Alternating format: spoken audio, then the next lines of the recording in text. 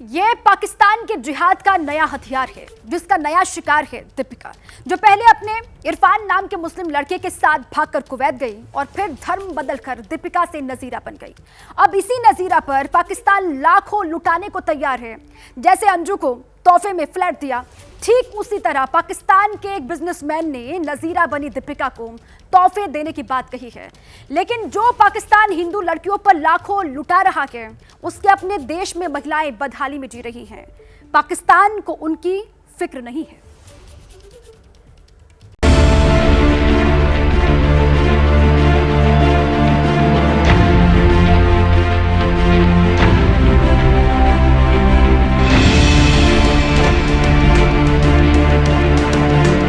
पाकिस्तान दुनिया का वो मुल्क है जिसके अपने खाने के लाले पड़े हैं, लेकिन धर्मांतरण के नाम पर वो लाखों करोड़ों रुपए लुटाने को तैयार है।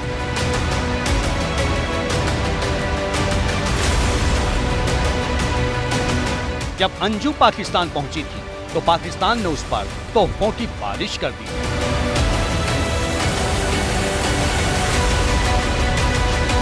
अब यही तोहफों का लालच पाकिस्तान ने दीपिका को दिया है, जो राजस्थान के डूंगरपुर से कुवैत भाग गई है। इस्लाम कबूल कर दीपिका से नजीरा बन गई है। मैं दीपिका नजीरा मैं अपनी मर्जी से आई हूँ। मैंने अपनी मर्जी से इस्लाम कबूल किया है। दीपिका के नजीरा बनने से पाकिस्तान इतना खुश हो रहा है कि उसके बिजनेसमैन मोहसिन खान अब्बासी ने दीपिका को न सिर्फ पाकिस्तान आने का न्योता दिया है, बल्कि अंजू की तरह ही प्लॉट और कई गिफ्ट देने का लालच भी दिया है। अंजू जब पाकिस्तान गई थी तब उसे 40 लाख का प्लॉट और कई सारे सोने चांदी के महंगे तोहफे भी दिए गए थे। अंजू को ये तमाम गिफ्ट पाकिस्तान के बिजनेसमैन मोहसिन खान अब्बासी ने ही दिए थे और अब इसी बिजनेसमैन ने दीपिका को भी तोहफा देने का ऐलान किया है। लेकिन बड़ा सवाल ये है कि पाकिस्तान अपनी उपहार वाली फैक्ट्री सिर्फ हिंदू लड़कियों के धर्मांतरण के लिए चलाता है, या फिर उसे अपने मुल्क में रहने वाली मुस्लिम लड़कियों की भी कोई फिक्र है? क्योंकि महिलाओं के लिए पाकिस्तान दुनिया का चौथा सबसे खतरनाक देश है। यहाँ महिलाओं के साथ मारपीट, हिंसा आम बात है। लेकिन बात सिर्फ मारपीट तक सीमित नहीं है। पाकिस्तान में महिलाओं के पढ़ने लिखने से लेकर उनके बोलने तक पर काफी हद तक पाबंदी है। ऐसे इस बात से समझिए कि पाकिस्तान की कुल आबादी में करीब 49.2% महिलाएं हैं, लेकिन उनकी हैसियत दूसरे दर्जे के नागरिक जैसी है। पाकिस्तान के कुल वर्कफोर्स में महिलाओं की हिस्सेदारी सिर्फ 22.63% है, लेकिन उनकी आमदनी तो पुरुषों की तुलना में महज 16.3% ही है। वहीं 34% शादीशुदा महिलाएं अपने पार्टनर से फिजिकल और सेक्सुअल हिंसा का सामना करती हैं। इसके साथ ही पाकिस्तान में ऑनर किलिंग के नाम पर हर साल सैकड़ों महिलाओं को मार दिया जाता है। 2022 में ही 152 महिलाओं की हत्या ऑनर किलिंग के नाम पर की गई। वर्ल्ड इकोनॉमिक फोरम की ग्लोबल जेंडर गैप रिपोर्ट के मुताबिक 2023 में पाकिस्तान 146 देशों की लिस्ट में 142वें नंबर पर है। ये तमाम आंकड़े बताते हैं कि पाकिस्तान महिलाओं के लिए कितना बड़ा नर्क है। उधर पाकिस्तानी अवाम खुद अपनी बदहाली पर आंसू बहा रही है। एक टाइम खाते हैं, 2 टाइम बच्चों को स्कूल से निकल दिए। जब हमारी ताकत नहीं है तब महंगाई इतनी है। वो भी भाई यही कह रहा है। पहले कराची में कभी कोई एक दूसरे के साथ ऐसे जबान से नहीं दराज नहीं करता था, मगर कारोबार के लिहाज से हर बंदा एक दूसरे के साथ लड़ाई करने के लिए तैयार है। बच्चियां मेरी तेन कमावन वाला कोई नहीं, बंदे ने साफ लड़ो है, उन्हें काम कर सकदा। असा मजदूर है, मजदूरी करना है। अगो सानू मजदूरी नहीं लभ रही, कदी भुखे सौ जाते बच्चे। की करिए फिर? महंगाई इन्नी है कि किसे घरे सानू अमीर है या हुकूमत है, उन्होंने तरस ही नहीं आंदा साडे गरीबां ते। की करिए असी फिर? जो प्याज था ना 300 साढ़े 300 रुपये की दरी, वो मैंने लिया 1600 रुपये की दरी के साथ ली है। यानी 350 वाला प्याज 1600 रुपये दरी के साथ। क्या हर चीज़ बहुत ज़्यादा महंगी हो गई है, बहुत ज़्यादा। 18,000 सैलरी, उसमें क्या क्या मैं मैनेज करूँ। बावजूद इसके अंजू कहे कि पाकिस्तान अच्छा है। और बताएं, इंडिया वाले चैनल तो पता नहीं क्या कुछ बोले जा रहे हैं कि शायद यहाँ पे फातिमा अंजू जो है खुश नहीं है।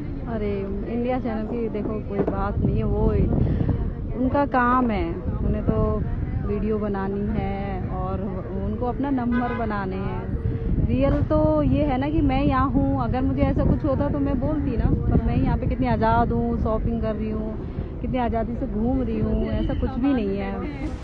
तो सवाल खड़ा होता है कि अंजू ये खुद बोल रही है या उससे यही बात बुलवाई जा रही है, क्योंकि तारीफ तो सीमा भी भारत की खूब करती है। नमस्कार, जय श्री राम। मैं सीमा मीना। भारत बहुत प्यारा देश है। यहाँ दुनिया भर के देवी देवताओं ने जन्म लिया है। पिछले वर्षों में मोदी जी ने जो देश का मान और सम्मान बढ़ाया है कि लोग दूसरे देशों में भी अफसोस कर रहे हैं कि उन्होंने भारत में जन्म क्यों नहीं लिया। मैं बहुत लकी हूँ कि मैं हिंदुस्तान में हूँ और प्रधानमंत्री ने जो भारत का सम्मान बढ़ाया है वो काबिल तारीफ है।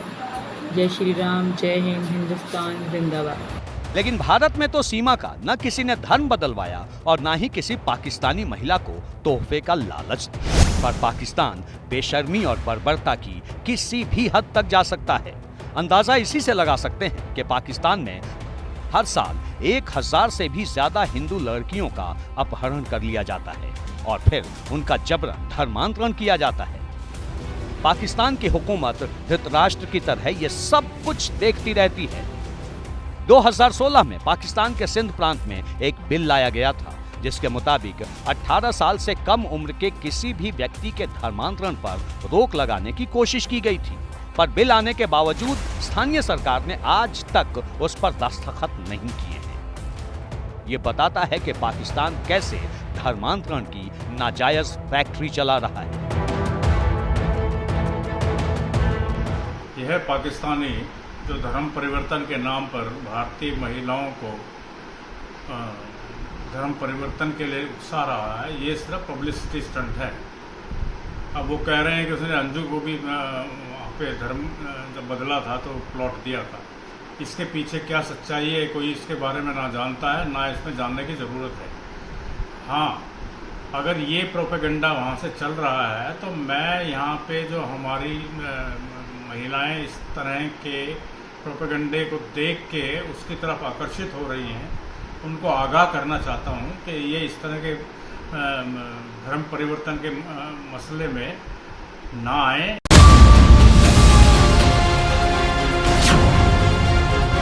अब सवाल ये है कि क्या पाकिस्तान का महिलाओं को तोहफा देना सिर्फ दिखावा भर है या मासूम हिंदू लड़कियों को इस ट्रैप में फंसाने का ये कोई नया तरीका है? क्योंकि पाकिस्तान में सिर्फ महिलाओं की हालत ही बुरी नहीं, खुद पाकिस्तान की हालत इतनी पतली है कि गले तक कर्ज में दबा है। दुनिया का शायद ही कोई ऐसा मुल्क हो जिसका उस पर कोई कर्ज ना हो। हालात ऐसे हैं कि पाकिस्तान में कोई भी बच्चा जन्म लेता है तो पैदाइश के साथ ही वो करीब 2.5 लाख रुपए का कर्जदार बन जाता है। अब जिस देश के अपने खाने के लाले पड़े हों, वो हिंदू लड़कियों के इस्लाम कबूल करने पर 40 लाख के प्लॉट देने की बात कहे तो सवाल उठना तो लाजमी है। पाकिस्तान की अर्थव्यवस्था वेंटिलेटर पर अंतिम सांसें ले रही है। लोकतंत्र दशकों पहले रौंदा जा चुका है, या यूं कहें कि पाकिस्तान में आज तक कोई भी प्रधानमंत्री अपना कार्यकाल तक पूरा नहीं कर पाया, क्योंकि पाकिस्तान में एक ही शासन चलता है और वो है सेना का शासन। क्योंकि जिसने सेना की हां में हां मिलाई उसकी तो सरकार चली, लेकिन जिसने भी आंख दिखाई उसकी कुर्सी गई। अब सवाल बड़ा ये है कि क्या पाकिस्तान ने जिहाद को बढ़ावा देने के लिए ही लव ट्रैप को हथियार बना लिया है? क्योंकि पहले पाकिस्तान सीमा पार से आतंकी भेजता था, लेकिन अब लगता है कि पाकिस्तान ने दहशत के लिए नया प्रोपेगेंडा शुरू कर दिया है। पाकिस्तान एक जो है कट्टरपंथी देश है और वहाँ पे महिलाओं की जो इज्जत है वो आप और हम रोज मीडिया में और इधर उधर देख ही रहे हैं। जो हमारे यहाँ नारी का सम्मान है वो पाकिस्तान में इतना नहीं है। तो मेरी यही सजेशन है कि इस तरह के प्रोपेगेंडे के बहकावे में ना आए और धर्म परिवर्तन के नाम पर अपने आप को इससे दूर रखें और मोहसिन खान जैसे आदमी को अवॉइड करें। जानकारी के मुताबिक पाकिस्तान की खुफिया एजेंसी ISI के निशाने पर भारत की कई लड़कियां हैं। जिन्हें सोशल मीडिया के जरिए न सिर्फ दोस्ती के जाल में फंसाया जाता है, बल्कि उन्हें बड़े और महंगे तोहफों के लालच दिए जाते हैं। अंजू के केस में भी यही हुआ, जिसने पाकिस्तान से 2 से 3 दिन में वापस आने की बात कही थी, पर आज तक नहीं लौटी। जैसे ही घड़ी का काटा दोपहर 2:30 पे आए, बबीता जी का दिल सास बहू साजिश के लिए मचल जाए। और ये है इनकी बहू, पूरे दिन ऑफिस की टेंशन हो जाए गॉन जब ये करें अपना फेवरेट शो फ्री टाइम पे ऑन। इनकी तरह आप भी देखें अपना फेवरेट शो अपने टाइम पर और डाउनलोड कीजिए एबीपी लाइव ऐप अपने स्मार्ट टीवी पर।